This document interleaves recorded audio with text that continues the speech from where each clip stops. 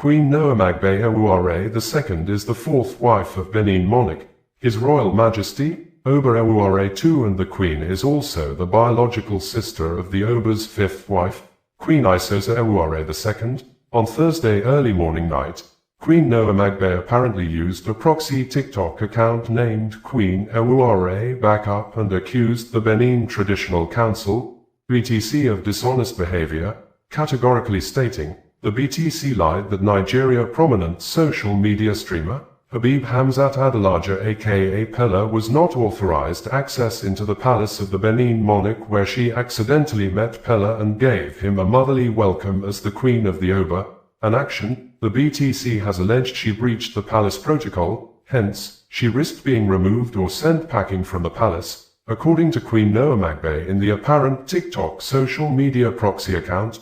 Peller's visit to the palace is a mere cover-up, that a lot has been happening behind closed door. She supported her claim with a document that suggests the Benin Traditional Council was aware of Peller coming to the palace, and the document dated February 23, 2026 indicated that the BTC received and acknowledged the letter of Peller planned visit, but, if the BTC actually wrote back to Peller to notify him about the acceptance or rejection of his request was not stated, this, the president of Iguabasanmi movement worldwide, Asaro Culture Iamu, counted the document and said, the receipt of letter at any institution registry doesn't amount to approval. However, the moment the letter is received at our revered palace registry, it's forwarded to the private office of Oba of Benin, His Royal Majesty, Omo Noba Nedo Uku Akpolokpolo, Oba Ewuare II. Oba of Benin will then instruct the Secretary of Benin Traditional Council, BTC, to either write formally or call those seeking for approval of their letters, especially as it's relate to royal visitations. Those who lured and deceived Peller without the approval of Benin Traditional Council, BTC, are the real problem. For the avoidance of doubts, Queen Noamagbe may not be first Oba wife to be sent packing from the palace over breach of access into the monarch palace. The Oba eldest wife, Queen Irogama Ewuare II, had been sent packing from the palace simply because one of the biological children of the Oba entered the palace allegedly in a manner the Oba did not like. This was made known in a reactionary public letter issued on December 30, 2025 by Prince Azelekai Ewuare II, the Oba's eldest son, who is believed to be the next Oba of Benin. According to Prince Azelekai, I want to make it very clear, my mother did nothing wrong. 6 months ago, my youngest brother allegedly barged into the palace wanting to see his father. Our father wasn't happy with his approach. As a result, my mother was told to leave the palace. I would like to use this medium to plead on behalf of your senior children you wouldn't see, your second son, your third son and your second daughter, please, whatever our father said they did wrong, please forgive and forget. Time is precious, we want togetherness, not division. On the issue he had with the Oba over the establishment of the Museum of West African Art, Armed Forces of Nigeria, AFN, has stated that its men resisted and pushed back a group of Islamic State of West Africa Province, ISWAP fighters at Malam Fatori area in the Abadam local government area of Borno State early morning on Wednesday, after the ISWAP fighters launched a simultaneous 5 multiple and separate offensive attacks against the troops of the Joint Task Force, Northeast Operation Hadankai. The Nigeria Army supported its press release with a video of dead bodies of the suspected terrorists, some of whom, according to the military authority, were well-known ISWAP commanders who led other terrorists to carry out the attacks. Lieutenant Sani Uba, the Media Information Officer, Joint Task Force, Northeast Operation Hadankai, in a press release issued a few minutes ago, noted that Niger Republic Air Force supported in the killing of the terrorists and other defensive offensive military actions that finally forced other surviving terrorists to withdraw and flee in disarray. Accordingly, the press release reads verbatim thus: troops of the Joint Task Force, Northeast Operation Hadankai, OPHK, in the early hours of Wednesday successfully repelled a coordinated and simultaneous 5-pronged terrorist attack on own positions at Malam Fatori in Sector 3. The terrorists, who advanced in large numbers on foot and deployed armed drones in a desperate bid to breach the defenses of locations of troops, particularly along the frontage of Bravo Company from the Duguri general area, were met with overwhelming resistance. Having maintained full situational awareness of the battle space, troops had anticipated the attack and deliberately prepared an offensive-defensive battle designed to decisively defeat and annihilate the assault elements. Through disciplined fire control, coordinated maneuver and superior tactical execution, the attackers were engaged, disrupted and routed in disarray, with no fewer than 80 terrorists neutralized during the engagement. Additionally, the firefight was further reinforced by precision of close air support from the air component of Operation Haddon-Kai, complemented by rapid strike passes from allied Nigerian air assets, which compounded the pressure on the fleeing insurgents. Exploitation of the engagement area led to the recovery of a substantial cache of weapons, ammunition and combat enablers, including 52 AK-47 rifles, 8 PKT machine guns, 7 RPG tubes, 5 general-purpose machine guns, GPMGs, over 3,000 rounds of assorted 7.62 mm ammunition, 21 RPG bombs, 9 locally fabricated IEDs, multiple magazines, communication radios and components of armed drones deployed by the terrorists. Despite the scale and intensity of the assault, own troops recorded minimal casualties, with 4 soldiers wounded in action and promptly stabilized, while follow-on battle damage assessment of air interdictions remains ongoing. Significantly, the operation resulted in the neutralization of 3 high-profile terrorist commanders, namely Malam Abdulrahman Gobara, Malam Bayuram and Abu Ayyuba, who were key figures in coordinating and leading the failed assault. Furthermore, several other identified fighters were eliminated. Nigeria military authority has placed the citizens and residents in the West Africa country on a high alert over increased security threats in the country, following apparent multiple suicide bombings on Monday in the northeastern state of Borno State, wherein the Nigeria police force confirmed 23 people were killed and 108 other persons sustained injuries when bombs exploded almost at the same time at 3 different locations in Maiduguri, the state capital, at locations which included the post office area, Monday market access and the entrance to the University of Maiduguri Teaching Hospital, UMTH during the period of iftar, breaking of fast, hours after the Borno State Command of the Nigeria Police Force had reported earlier on Monday that suspected Boko Haram, ISWAP terrorists made an attempt to infiltrate into the state capital with sporadic gunshots and explosions at Ajulari Cross, Kofa area of outskirt of Maiduguri Metropolitan Council, MMC, and Damboa Maiduguri Road in Damboa local government area.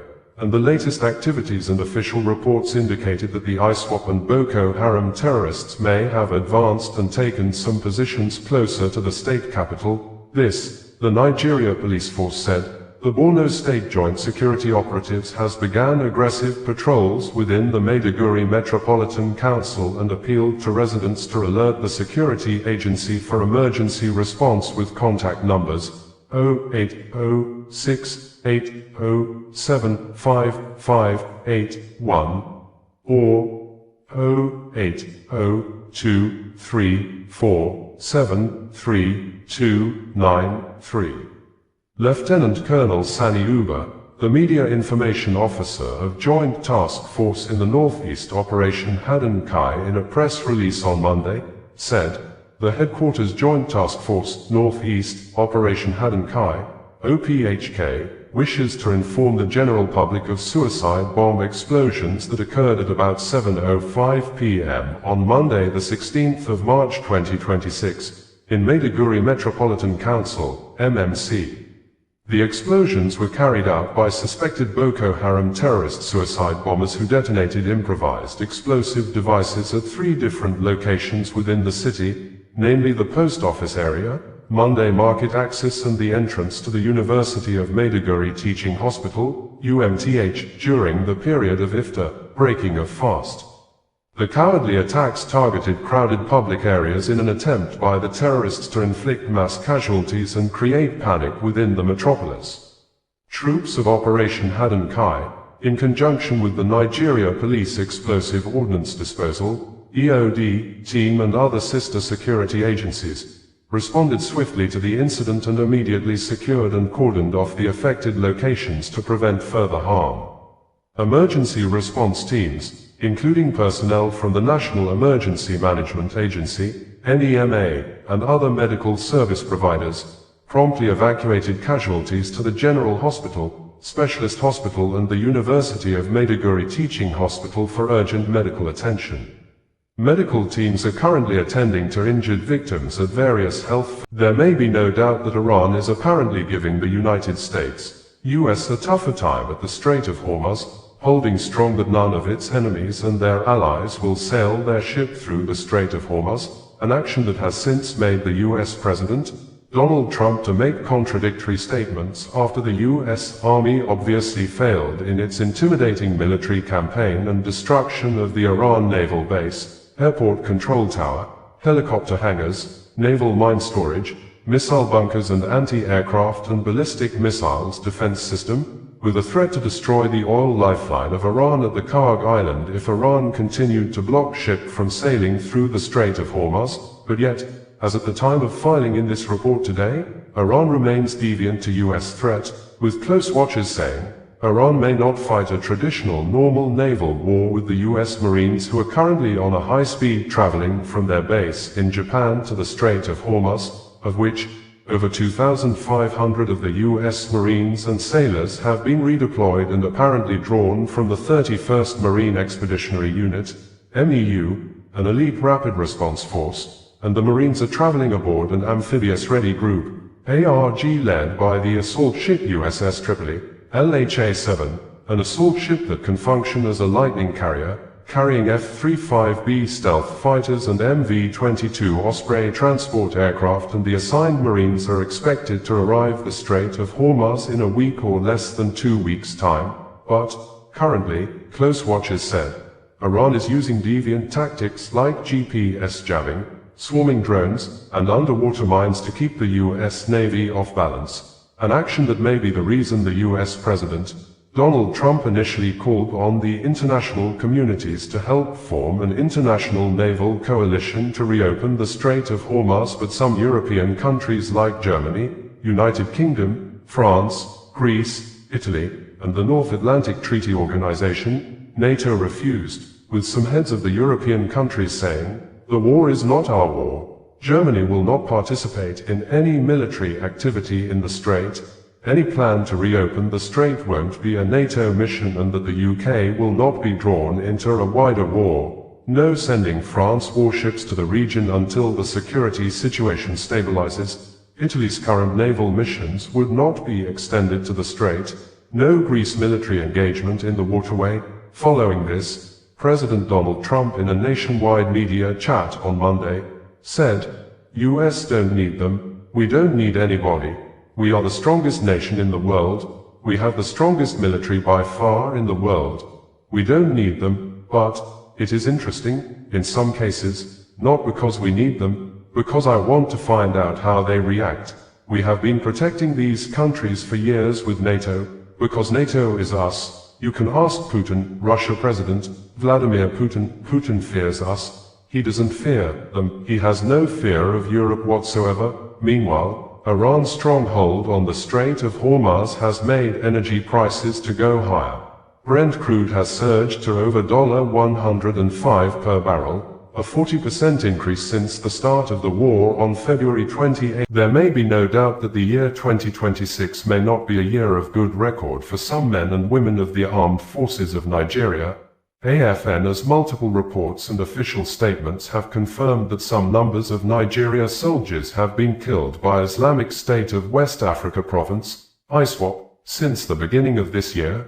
Thus, the multiple reports suggest more than 180 Nigeria soldiers may have been killed in just 73 days into this new year 2026, which further indicated that an average of 2 to 3 soldiers are being killed daily in Nigeria by the ISWAP terrorists, who appeared to have increased the daily offensive attacks on Nigeria soldiers since the US-Israel joint war against Iran began on February 28, 2026.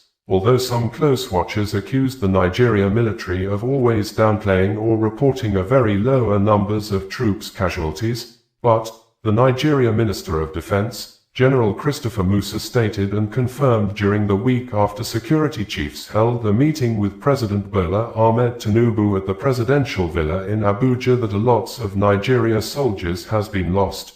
But he insisted that contrary to some reports by the media, the terrorists and bandits are taking more casualties, specifically stating, "Their commanders are being killed every day, we are sure of victory," and some reports also suggest that the ISWAP terrorists are increasingly using armed drones for asymmetric warfare and high-end tech like night vision in recent attacks on military bases in Nigeria, with some foreigners joining the Nigeria ISWAP fighters to launch a Ramadan campaign that saw ISWAP overrunning some military bases in Konduga, Mainik, Jikana, and Marte areas of Borno State, with local media reports stating approximately 40 soldiers were killed, while ISWAP in a press release claimed to have killed 16 in the initial assault and another 20 in a subsequent suicide bombing. On March 4, 2026, at least 14 soldiers were reportedly killed during attacks on military bases in Ngosh and other parts of Borno State.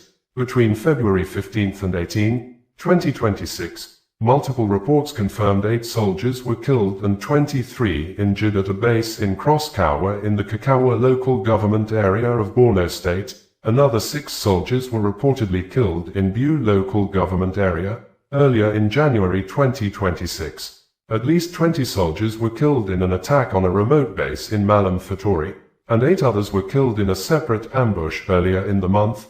This former Nigeria presidential candidate in the last concluded general elections in the West Africa country, Peter Obi, in a worded statement during the week, said, "Our nation is clearly under siege, and the scale of insecurity is becoming unbearable, spreading widely all over the country.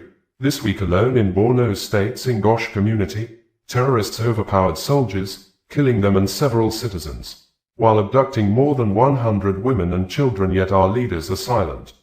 Nigerian Army in press release signed and made available on March 14, 2026 by Lieutenant Colonel Sani Uba, the Media Information Officer of Joint Task Force in the Northeast, code-named Operation Haddon Kai. Israeli Prime Minister Benjamin Netanyahu has said that the State of Israel has a lot of organized plans of what yet to be done in Iran, specifically saying, "Regarding what we will do next in Iran, we have an organized plan with many surprises to destabilize the regime and enable change. We have many more targets, and I will not detail them here." Benjamin Netanyahu stated this on Saturday, a day before Mojtaba Khamenei was officially and publicly announced as the Iran's new supreme leader in Tehran's Vanik Square on Sunday, with residents in Middle East reporting with videos that Iran unleashed some numbers of massive waves of Fator-2 hypersonic glide missiles straight at Israel shortly after the announcement of the Iran's new supreme leader, Mojtaba Khamenei, many believed to be much more aggressive than his father, Ayatollah Ali Khamenei. The announcement of the new supreme leader was made known after days. The US President, Donald Trump, stated that the US will have a complete control of Iran and determine its leadership, which in one of the occasions, President Donald Trump stated verbatim that, "Well, most of the people we had in mind are dead. We had some in mind from that group that is dead. Now we have another group. They may be dead also," based on reports. The Israeli Prime Minister, Benjamin Netanyahu, in a nationwide message to the people of Israel on Saturday as made available by the Office of the Prime Minister, said countries can now see the hypocrisy of the United Nations, UN, following the US-Israel joint war against Iran, saying, "The war is changing the face of the Middle East," and in his words, Benjamin Netanyahu said, "At the same time, we brought all of our hostages home, struck the centers of terrorism in Judea and Samaria, climbed to the peak of Mount Hermon, and created buffer zones in Syria, Lebanon, and Gaza, as I promised you 2 days after October 7th. We are changing the face of the Middle East, but we didn't just change the Middle East. First and foremost, we changed ourselves, because after the great disaster of October 7th, I decided to lead a polar shift, powerful actions one after another, proactive and surprising actions, actions that dramatically change the balance of power between us and our enemies. The countries around us see the hypocrisy of the UN, which condemned us without reason in our just war against Iran's murderous proxies in Gaza.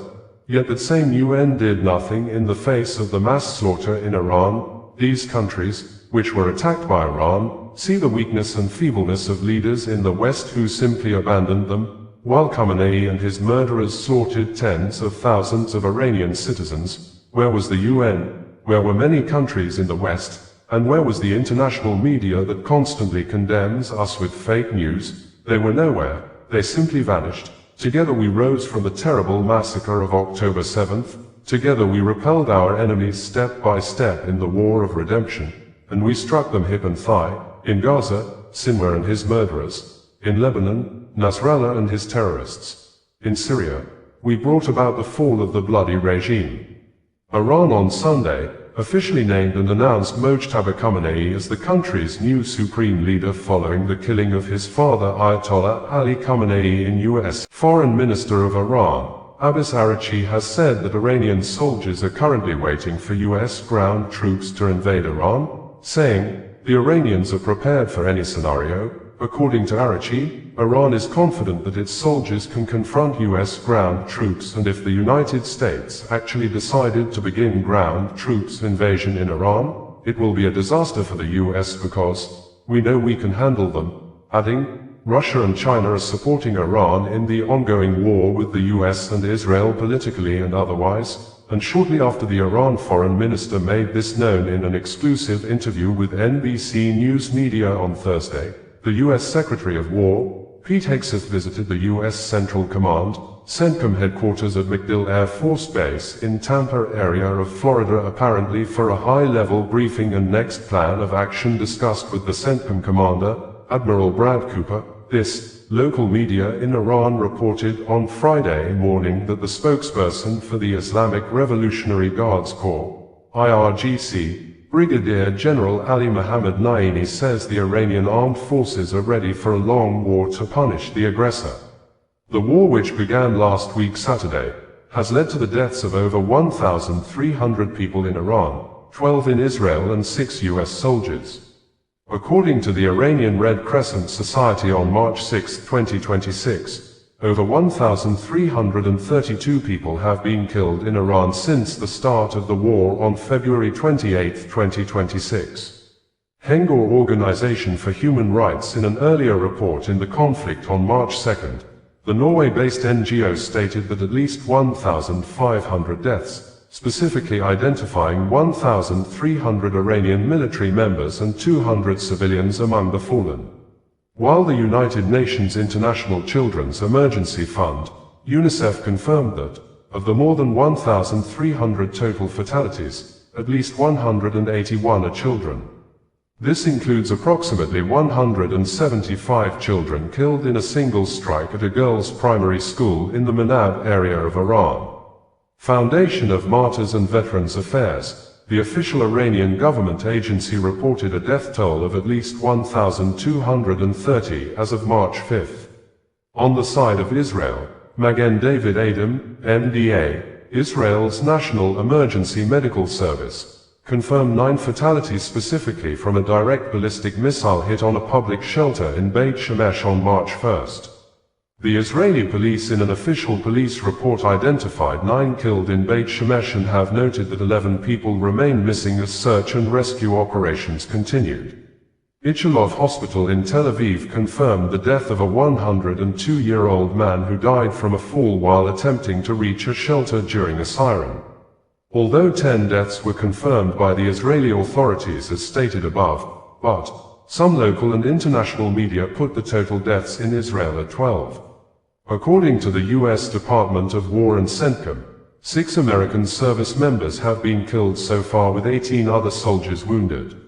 Those killed included Sergeant Declan J. Cody, age 20, Captain Cody A. Cork, a United States President Donald Trump, in a nationwide broadcast issued a few hours ago over the joint Israel-U.S. military actions in the sovereign nation of Iran, has said that many Iranian soldiers are willing to surrender in order to save their lives. but the offensive US-Israel military war or combat on Iran continued, saying the joint military operations, codenamed Operation Epic Fury, has destroyed hundreds of Iranian targets since the military action began on February 28, 2026, including the killing of the Iran Supreme Leader, Ayatollah Ali Khamenei, and the new joint war against Iran has resulted to the killing of more than 200 Iranian civilians and military personnel, with thousands of people injured, while over 12 persons have been killed so far in Israel, with estimated 500 people sustaining injuries, and the war has forced Iran to launch counterattacks on US military bases in Bahrain, Kuwait, Qatar, and the United Arab Emirates, UAE. This, Iran Foreign Minister Abbas Araghchi had said Iran will not surrender, stating that, despite the massive airstrikes on Tehran, Iran's military capability remains intact, adding, Iran was able to retaliate faster than it did in the 2025 12-day war, and that its Mosaic defense doctrine makes it resilient to infrastructure damage. Araghchi called the killing of Khamenei absolutely unprecedented and a major violation of international law, warning it had made the conflict even more dangerous and more complicated, saying, Khamenei was not only Iran's political leader, but a high-ranking religious leader for millions of Muslims, even outside of Iran, across the region, pointing to protests that had erupted in Iraq, Pakistan and elsewhere where the leader had followers. In line with this, Al Jazeera news media also reported some minutes ago that Iranian missiles have been seen over Tel Aviv and the occupied West Bank, reportedly breaking through Israel's defense system, with Iran saying it is targeting Israeli military facilities. In the 6 minutes nationwide video broadcast, President Donald Trump called on members of the Iranian Revolutionary Guards to surrender their weapons or face certain deaths, saying, the death of the 3 American soldiers killed in action will be avenged by taking more punishing actions against the enemies. President Donald Trump said there will likely be additional American deaths during the combat mission in Iran, which he said would continue until the US achieves its objectives. Combat operations continue at this time, in full force, and they will continue until all of our objectives are achieved. We have very strong objectives, he said in a video posted to Truth Social, without specifying in detail what those objectives were, according to CNN. President Trump said 9 Iranian ships have been destroyed so far in the Operation Epic Fury. In an earlier social media post, Trump said, I have just been informed that we have destroyed and sunk 9 Iranian naval ships, some of them relatively large and important. We are going after the rest. They will soon be floating at the bottom of the sea, also. President Trump also said during the broadcast that the Iranian people, United States, U.S. government under the leadership of President Donald Trump has ordered its citizens out of Lebanon, with the non-emergency citizens specially warned to avoid traveling to southern Lebanon. Although the U.S. Embassy in Beirut never mentioned Israel and Hezbollah possible new war in the Middle East as the reason for its action, but there are strong indications that the American government took the decision because of the possible military conflicts in the region. According to the U.S. government, it do not want American citizens to travel to Lebanon due to crime, terrorism, civil unrest, kidnapping, unexploded landmines, and the risk of armed conflict, stating that some areas, especially near the borders, have increased risk, while information available on Monday indicated that Hezbollah is preparing to resume retaliatory strikes against Israel by rejecting U.S. ceasefire deal as Israel Defense Forces, IDF, continued airstrikes on Beirut.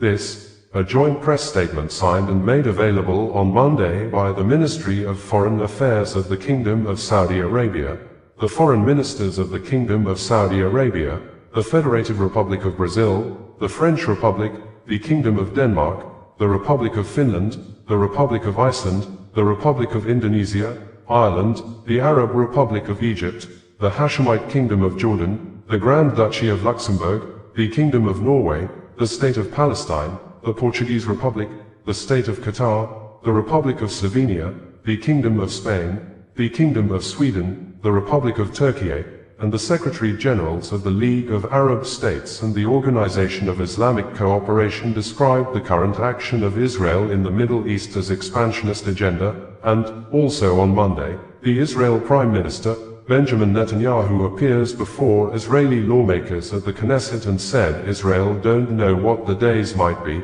but they are prepared for any scenario, adding, if Iran attack Israel, Israel will respond with a force Iranian government will never imagined. Also, Iran Observer News Media in a tweet published on Monday, stated that oil companies around the world are currently advising their staff not to travel to Saudi Arabia, the UAE, Bahrain, Oman, Kuwait, and Qatar unless absolutely necessary.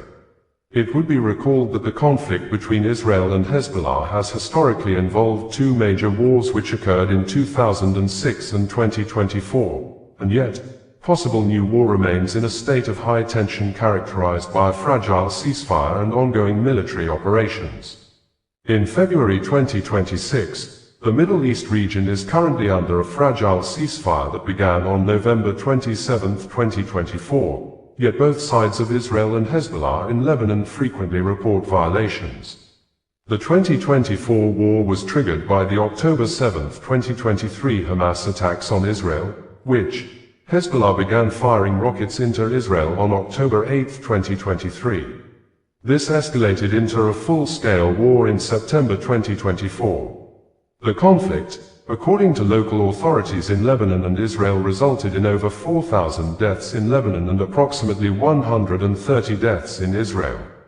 A U.S.-brokered Nigeria police force under the leadership of the Inspector General of Police, IGP Kayode Egbetoken, has kept mum since a video went viral on social media platforms, wherein allegation of bringing people illegally to settle inside forest in Edo State was made against the divisional police officer, the DPO, who is currently serving at the divisional police headquarters at Ugboha community in the Essen southeast local government area in the state, a state that have witnessed rampant cases of kidnappings in recent time, especially since the beginning of this year, despite the fact that the Edo State governor, Monday Okpebholo, has executed the destruction of numbers of houses or properties of apparent innocent landlords or people who may not have direct connection with the crime. It may be recalled that early 2025, the governor demolished a residential property on College Road simply because it was linked to a kidnapping gang operating in the Aduawa, Iyan, and Benin Auchi Road bypass axis, even when the building belonged to a woman based in Italy.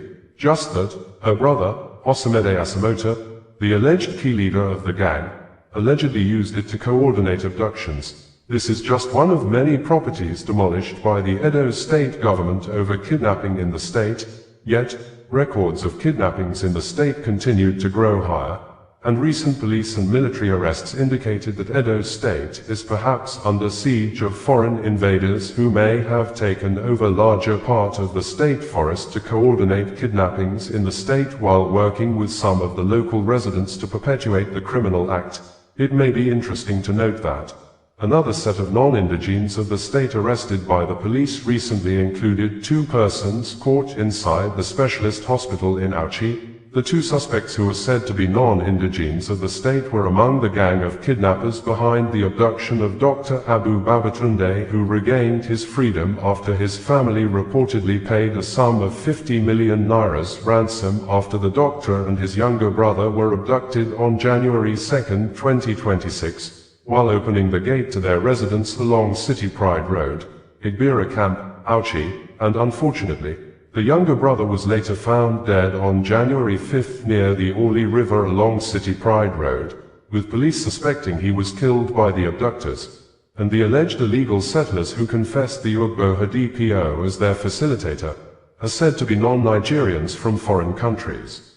According to one of the vigilantes who caught the illegal settlers, the arrested illegal settlers in the forest will be taken to the station. The vigilante member also said the illegal settlers are not Nigerians, and close watchers said people are brought in and smuggled into Edo forests illegally, and such people may be responsible for the act of kidnapping in the state. Available records indicated that the kidnapping situation in the state is currently happening almost daily, with numbers of the state residents and indigenes also recorded dead or killed by kidnappers since Governor Monday Okpebholo came into power. On the recent arrest of 2 suspects at the specialist hospital in Auchi, the Edo State Command Public Relations Officer, Ino Ikiodum, the first breakthrough came on the 3rd of February 2026. Operatives of the Auchi division. In this write-up, a legal practitioner, Njoku Jude Njoku, pinpoints some fundamentals in the judgment passed against Mazi Nnamdi Kanu by Justice James Omotosho, which convicted and sentenced the Biafra Republic agitation leader to life imprisonment, and in this press release the legal practitioner issued in late 2025 entitled, "The 24th of November 2025, the day evidence ceased to matter in Nigerian courts, judicial silence, selective justice, and media complicity," described Justice Omotosho as unprofessional, stating that the most dangerous aspect of the judgment delivered by Justice James K. Omotosho is not merely that it reached a foreordained conclusion, but that it did so by deliberately suppressing evidence he already admitted on record in his own court, thereby converting adjudication into a procedural facade. This was not an error of law or an oversight of fact.